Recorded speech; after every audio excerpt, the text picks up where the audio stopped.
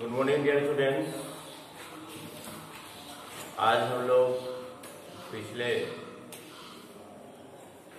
Online classes में AP के संदर्भ में अपने टॉपिक्स को लेकर सफर कर रहे थे। अभी एपी टॉपिक्स, एपी पाठ्यक्रम कुछ और ऑनलाइन क्लासेस लेने के लिए रिजिड है। तो डियर स्टूडेंट्स, एपी से रिलेटेड जितना भी टर्म है वो मैं सबको अपडेट किया है। आज से जो पिछले ऑनलाइन क्लासेस में 5.2 का 9 क्वेश्चन नंबर 9 तक मैंने अपडेट किया था। आज हमारा जो क्वेश्चन स्टार्ट होगा क्वेश्चन नंबर 10। तो डियर स्टूडेंट्स, केयरफुल तरीके से ऑनलाइन क्लासेस का स्टडी अवश्य करेंगे। 7th term of the any and AP exceed in the 10th term by 7। Find the difference. Dear student, पहले क्वेश्चन का जो लैंग्वेज दिया हुआ है, क्वेश्चन का जो स्टेटमेंट दिया हुआ है, क्वेश्चन का जो वर्ड फॉर्म दिया हुआ है, पहले उसको लिखा जाए। वह स्पष्ट कर रहा है कि 17th जो टर्म है, पर इसको लिखिए जैसा क्वेश्चन कर रहा है। 17th जो टर्म है वह 17th term and AP exceed is 10th term by 7। यह जो है 10वें टर्म से 7 अधिक है। बस यही क्वेश्चन कर रहा है। आपको डी निकालना है तो ऑटोमेटिक डी निकल जाएगा। आपको डी निकालना है ऑटोमेटिक डी निकलेगा। क्वेश्चन मार्क में भी दे दीजिए, डी बराबर हुआ। तो देखिए 17th टर्म का जो स्टैंडर्ड फॉर्म होता है, जिसको कि हम लोग बेसिकली ग्राउंडेड करते हैं, वो होता है a + 16d। a + 16d का कहना है कि भाई हम a + 9d से 7 अधिक है। अगर तुम हमारा कंपैरिजन अपने से करते हो तो मैं तुमसे 7 अधिक हूं। उसके बाद क्या किया जाए, अलजेब्रिक जो एक्सप्रेशंस है, लाइक टर्म को एक तरफ और अनलाइक टर्म को एक तरफ। तो a + 16d minus a minus 9d बराबर 7। ए रिमूव कीजिए, 16d में 9d गया, 7d बराबर 7, d बराबर 7/7। इस प्रकार से आपका आंसर डी का वैल्यू होगा। क्वेश्चन में मैंने डाला लिखा था। सबसे पहले तो शुरू से कहते आ रहे हैं कि क्वेश्चन को बहुत ही केयरफुली तरीके से आपको परीक्षा में क्या करना होगा, एक एक स्टेप को पढ़ना होगा और उससे इंफॉर्मेशन को इकट्ठा करना होगा। क्वेश्चन नंबर देखिए 11। क्वेश्चन नंबर 11 क्या कर रहा है, जैसा क्वेश्चन कर रहा है वैसे ही हम लोगों को आगे की तरफ सफर करना है। Which term of the AP 3, 15, 27, 39 will be 132 more than 54th term. कह रहा है कि कौन सा जो टर्म होगा अगर इस रेशियो में बढ़ते हैं 3, 15, 27 और 39 विल बी, इसके रेशियो में इंक्रीजिंग आर्डर्स, असेंडिंग आर्डर में बढ़ रहे हैं। 3 में 12 जोड़े 15, 15 12 जोड़े 17, 17 12 39। ऐसे करते करते कितने टर्म तक हम जंप करें ताकि अंतिम टर्म कितना आवे, 132 मोर देन 54। 132 और क्या, 132 more than 54th term. 54th term इसको हमको प्राप्त करना है इसके सिलसिले में आगे की तरफ बढ़कर, इसके सिलसिले में आगे की तरफ बढ़कर हमें ये प्राप्त करना है। तो ये प्राप्त करने के मतलब हुआ ये लास्ट टर्म हुआ, जिसको हम लोग कहते हैं AN या कहते हैं L। तो इसका फॉर्मूला होता है A plus N minus 1 into D। हम कितने टर्म कितने स्टेप आगे बढ़ेंगे तो ये टर्म हमको मिलेगा। तो भाई यह टर्म है क्या, वह देखा जाए। तो सबसे पहले A का वैल्यू 3 है और D का वैल्यू 15 घटाओ 3 बराबर 12 है। तो A की जगह पर 3 लिखिए, N तो निकालना ही है, D की जगह पर 12 लिखिए, 132।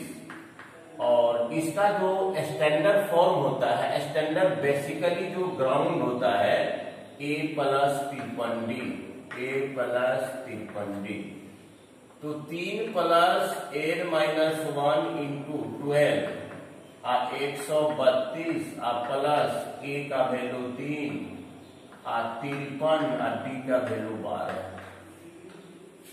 D का वैल्यू आपका 12 हुआ, तो 3 प्लस N माइनस 1 इंटू 12 132 और प्लस 3 35 135 कर दीजिए और प्लस जोड़ 53 गुना 12, 53 गुना 53 गुना 12, तो 53 गुना 12 53 इंटू 12 बराबर होगा 636। 3 प्लस N माइनस 1 इंटू 12 बराबर, इसको जोड़ दीजिए 636 अब प्लस 135 बराबर आपका हो गया 771। डियर स्टूडेंट्स, इस रेशियो में अगर आगे की तरफ अपने कदम को बढ़ाते हैं, अंडर इंक्रीजिंग ऑर्डर में असेंडिंग ऑर्डर में 12 एक्सिट करते हुए, तो कितने टर्म हम चलेंगे कि हमको एक टर्म 771 प्राप्त होगा। तो N माइनस 1 इंटू 12 बराबर 771 में 3 घटा दीजिए, 700 आपका 68 हुआ। N माइनस 1 बराबर 768 बटा 12, तो 12 दिया 6 12 पंचे 60, 12 6 के 72, 12 6 के 72, 4 12 चौके 48। N बराबर 64 प्लस 1 बराबर 65। इस रेशियो में इस प्रॉपर्टीज के आधार पर अगर हम 65 टर्म तक डिस्कवर करते हैं तो हमको अंत में 771 प्राप्त होगा। डियर फ्रेंड्स, एक क्वेश्चन और देखा जाए, क्योंकि थोड़ा सा कॉम्प्लेक्स टाइप का इधर है, वर्ड प्रॉब्लम टाइप का है, इसलिए मैं ज्यादा ऑनलाइन क्लासेस में देना नहीं चाहता हूं। क्वेश्चन नंबर देखिए अब 12 क्या कर रहा है। क्वेश्चन नंबर 12 क्या कर रहा है, the AP is the have the common difference, the difference between the 100 term। Dear students, अब देखा जाए दो प्रकार का AP है, एक A के टर्म में AP है, एक B के टर्म में AP है। इसमें भी अनगिनत टर्म है, यह हमको पता नहीं है कितना टर्म है, लेकिन एक A के टर्म में है, एक B के टर्म में है और दिया हुआ है इसके 100वें पद का, इसका भी 100वां टर्म चुनिए, इसका भी 100वां टर्म चुनिए, इसका भी 100 टर्म को लीजिए, इसके भी 100 टर्म को लीजिए, दोनों का डिफरेंस 100 है। तो इसका 100 टर्म कितना होगा, 100 टर्म का व्यापक रूप होगा A प्लस 99D और इसके 100 टर्म का व्यापक रूप होगा B प्लस 99D, क्योंकि ये B के टर्म में है। तो दोनों का डिफरेंस अकॉर्डिंग टू क्वेश्चन, दोनों का डिफरेंस A प्लस 99D घटाओ B प्लस 99D बराबर 100 दिया हुआ है। तो A plus 99D minus B minus 99D बराबर 100, 99 99 क्रॉस हो गया, a माइनस बी बराबर 100। अगर 100वें टर्म का अंतर 100 है तो 1000वें टर्म का क्या अंतर होगा? 1000वें टर्म का अंतर क्या होगा? तो इसमें इस एपी में 1000वें टर्म का स्टैंडर्ड फॉर्म एपी ए के लिए, सीरीज ए के लिए 1000वां टर्म का व्यापक रूप ए प्लस 999 और बी एपी के लिए, बी सीरीज के लिए ए प्लस 999।